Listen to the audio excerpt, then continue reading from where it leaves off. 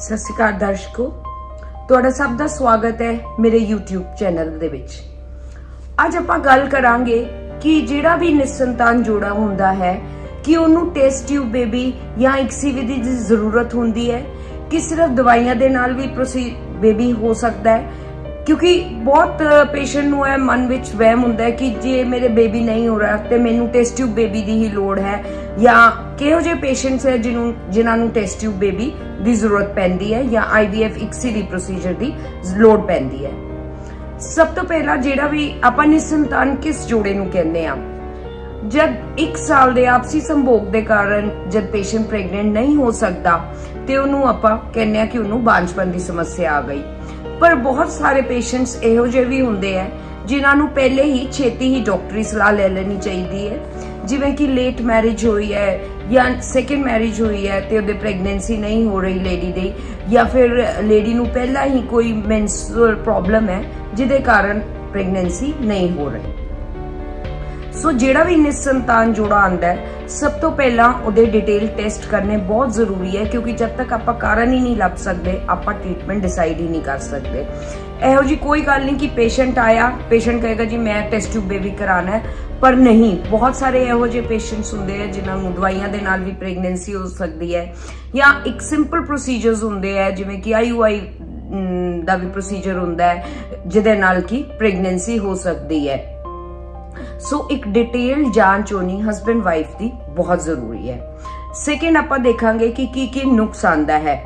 Patient ਨੂੰ ਬਹੁਤ ਜ਼ਿਆਦਾ ਟਾਈਮ ਟੈਸਟਾਂ ਵਿੱਚ ਨਹੀਂ ਵੇਸਟ ਕਰਨਾ ਚਾਹੀਦਾ, ਕਿਉਂਕਿ ਜਿਹੜਾ ਟਾਈਮ ਹੈ ਬਹੁਤ ਪ੍ਰੈਸ਼ੀਅਸ ਹੁੰਦਾ ਹੈ। ਪੇਸ਼ੈਂਟ ਨੂੰ ਮੈਂਟਲ ਸਟ੍ਰੈਸ ਹੁੰਦਾ ਹੈ, ਸੁਸਾਇਟੀ ਦਾ ਸਟ੍ਰੈਸ ਹੁੰਦਾ ਹੈ, ਰਿਲੇਟਿਵਸ ਦਾ ਸਟ੍ਰੈਸ ਹੁੰਦਾ ਹੈ ਇੱਕ ਲੇਡੀ ਨੂੰ। ਸੋ ਮੇਰੇ ਹਿਸਾਬ ਦੇ ਨਾਲ ਪੇਸ਼ੈਂਟ ਨੂੰ ਜਿਹੜੇ ਹੈ 1 ਜਾਂ 2 ਵਿਜ਼ਿਟਸ ਵਿੱਚ ਸਾਰੇ ਟੈਸਟ ਹੋ ਜਾਣੇ ਚਾਹੀਦੇ ਤੇ ਲਾਈਨ ਆਫ ਟ੍ਰੀਟਮੈਂਟ ਡਿਸਾਈਡ ਕਰ ਲੈਣੀ ਚਾਹੀਦੀ ਹੈ। ਸੋ ਆਪਾਂ ਗੱਲ ਕਰਾਂਗੇ ਕਿ ਟੈਸਟ ਟਿਊਬ ਬੇਬੀ ਜਾਂ ICSI ਵਿਧੀ ਕਿਹੋ ਜਿਹੇ ਪੇਸ਼ੈਂਟਸ ਨੂੰ ਜਿਨ੍ਹਾਂ ਨੂੰ ਲੋੜ ਹੁੰਦੀ ਹੈ।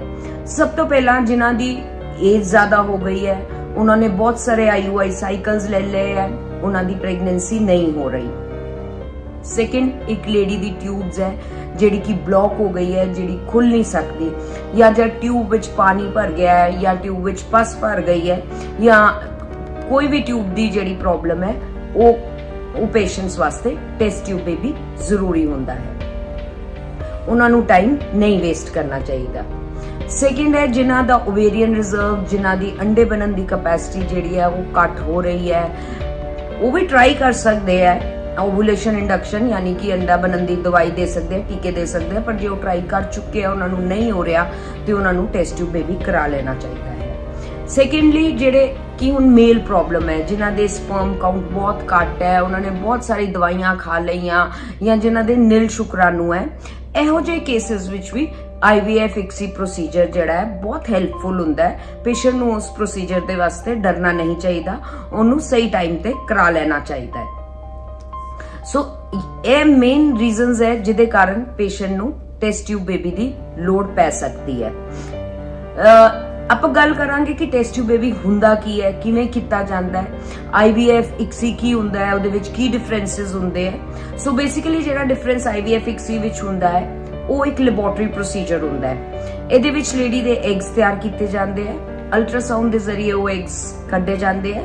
ਫਿਰ ਜਿਹੜਾ ਭਰੂਣ ਵਿਗਿਆਨਿਕ ਹੈ ਉਹ ਲੈਬੋਰਟਰੀ ਵਿੱਚ ਕੰਮ ਕਰਦਾ ਹੈ ਤੇ ਇੱਕ ਐਗ ਤੇ ਇੱਕ ਸਪਰਮ ਦਾ ਮਿਲਨ ਕਰਾ ਕੇ ਭਰੂਣ ਤਿਆਰ ਕਰਕੇ ਲੇਡੀ ਦੇ ਬੱਚੇਦਾਨੀ ਦੇ ਅੰਦਰ ਰੱਖਿਆ ਜਾਂਦਾ ਹੈ। ਬੇਸਿਕਲੀ ਇਹ ਪੇਨਲੈਸ ਪ੍ਰੋਸੀਜਰ ਹੈ, ਜਿਹੜਾ ਕਿ ਅੰਡੇ ਕੱਢੇ ਜਾਂਦੇ ਆ ਉਹ ਸੈਡੇਸ਼ਨ ਦੇ ਅੰਦਰ ਕੱਢੇ ਜਾਂਦੇ, ਬਾਕੀ ਪੇਸ਼ੈਂਟ ਨੂੰ ਕੋਈ ਡਰਨ ਦੀ ਲੋੜ ਨਹੀਂ ਹੁੰਦੀ।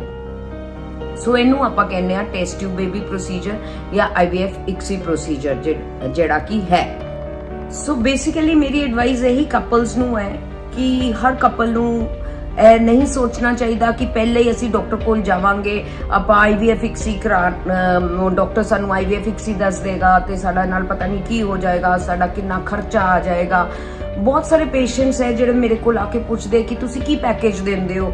ਇਹਦੇ ਵਿੱਚ ਮੈਂ ਇੱਕ ਗੱਲ ਦੱਸਣਾ ਚਾਹਾਂਗੀ ਕਿ ਹਰ ਡਾਕਟਰ ਦੀ ਕੋਸ਼ਿਸ਼ ਹੁੰਦੀ ਹੈ ਕਿ ਉਹ ਫਰਸਟ ਸਾਈਕਲ ਵਿੱਚ ਹੀ ਪੇਸ਼ੈਂਟ ਜਿਹੜਾ ਹੈ ਕਿ ਪ੍ਰੈਗਨੈਂਟ ਹੋ ਜਾਏ। ਸੋ ਮੈਨੂੰ ਇਹ ਗੱਲ ਸੁਣਨ ਵਿੱਚ ਬੜੀ ਅਜੀਬ ਲੱਗਦੀ ਹੈ ਕਿ ਆਪਾਂ ਗੱਲ ਕਰੀਏ ਕਿ ਪੈਕੇਜ ਕੀ ਹੁੰਦਾ ਹੈ, ਕਿ ਤੁਸੀਂ ਮਨੀ ਬੈਕ ਗਾਰੰਟੀ ਦੋਗੇ। ਕੋਈ ਵੀ ਜਿਹੜਾ ਹੈ ਜਿਹੜੀ ਰੱਬ ਨੇ ਭਰੂਣ ਦੇ ਅੰਦਰ ਜਾਨ ਪਾਣੀ ਹੈ ਉਹ ਵਾਹਿਗੁਰੂ ਦੇ ਹੱਥ ਹੁੰਦੀ ਹੈ। ਸੋ ਇਹਦੇ ਵਿੱਚ ਕੋਈ ਮਨੀ ਬੈਕ ਗਾਰੰਟੀ ਨਹੀਂ ਹੁੰਦੀ IVF ਵਿੱਚ। हर डॉक्टर है ਜਿਹੜਾ अपनी तरफ ਤੋਂ ਕੋਸ਼ਿਸ਼ ਕਰੇਗਾ ਕੋਈ ਉਹ ਬੈਸਟ ਤੋਂ ਬੈਸਟ ਕਰੇ, ਔਰ ਬਹੁਤ ਸਾਰੇ ਪ੍ਰੋਸੀਜਰਸ ਹੈ ਜਿਹਦੇ ਨਾਲ ਆਪਾਂ IVF ਦਾ ਸਕਸੈਸ ਰੇਟ ਵੀ ਇਨਕਰੀਜ਼ ਕਰ ਸਕਦੇ ਆ। ਐਂਡ ਮੈਂ ਹਮੇਸ਼ਾ ਪੇਸ਼ੈਂਟ ਨੂੰ ਐਡਵਾਈਸ ਕਰਦੀ ਹਾਂ ਕਿ ਪੈਕੇਜ ਦੀ ਗੱਲ ਆਪਾਂ ਕਿਉਂ ਕਰੀਏ। ਮੰਨ ਲਓ ਇੱਕ ਪੇਸ਼ੈਂਟ ਦਾ ਸਾਈਕਲ ਫੇਲ ਹੋ ਗਿਆ ਹੈ ਤੇ ਅਸੀਂ ਸਾਡੇ ਹਸਪਤਾਲ ਵਿੱਚ ਐਮਬ੍ਰੀਓ ਫ੍ਰੀਜ਼ਿੰਗ ਦੀ, ਪ੍ਰੂਨ ਫ੍ਰੀਜ਼ਿੰਗ ਦੀ ਫੈਸਿਲਿਟੀ ਹੈ, ਜਿਹਦੇ ਕਈ ਵਿੱਚ ਆਪਾਂ ਜਿਹੜਾ ਪੇਸ਼ੈਂਟ ਨੂੰ ਨੈਕਸਟ ਸਾਈਕਲ ਹੋਏਗਾ ਉਹਦੇ ਨਾ ਟੀਕੇ ਲੱਗਣੇ ਹੈ, ਨਾ ਕੋਈ ਫਾਈਨੈਂਸ਼ੀਅਲ ਸਟ੍ਰੈਸ ਆਣਾ ਹੈ, ਨਾ ਉਹਨੂੰ ਕੋਈ ਇਮੋਸ਼ਨਲ ਸਟ੍ਰੈਸ ਆਣਾ ਹੈ, ਜਿਹੜਾ ਫਿਜ਼ੀਕਲ ਟਰਾਮਾ ਉਹ ਫੀਲ ਕਰਦੀ ਹੈ ਉਹ ਵੀ ਨਹੀਂ ਹੋਏਗਾ। ਸੋ ਮੈਂ ਹਮੇਸ਼ਾ ਪੇਸ਼ੈਂਟ ਨੂੰ ਕਹਿੰਦੀ ਹਾਂ ਇੱਕ ਪੋਜ਼ਿਟਿਵ ਐਟੀਟਿਊਡ ਰੱਖਣਾ ਚਾਹੀਦਾ ਹੈ। I never give any packages. ਮੈਂ ਪੇਸ਼ੈਂਟ ਨੂੰ ਕੋਈ ਪੈਕੇਜ ਨਹੀਂ ਦੱਸਦੀ, ਕੋਈ ਮਨੀ ਬੈਕ ਗਾਰੰਟੀ ਨਹੀਂ ਹੁੰਦੀ। ਆਪਾਂ ਆਪਣੀ ਤਰਫ ਤੋਂ ਪੂਰੀ ਕੋਸ਼ਿਸ਼ ਕਰਦੇ ਆ ਕਿ ਜਿਹੜਾ ਕਪਲ ਆਏ ਸਾਡੇ ਕੋਲੋਂ ਜੇ ਵਿਸ਼ਵਾਸ ਰੱਖ ਕੇ ਆਏਗਾ, ਡਾਕਟਰ ਦੀ ਸਹੀ ਸਲਾਹ ਮੰਨੇਗਾ ਤੇ ਉਹ ਬੇਬੀ ਲੈ ਕੇ ਜਾ ਸਕਦਾ ਹੈ।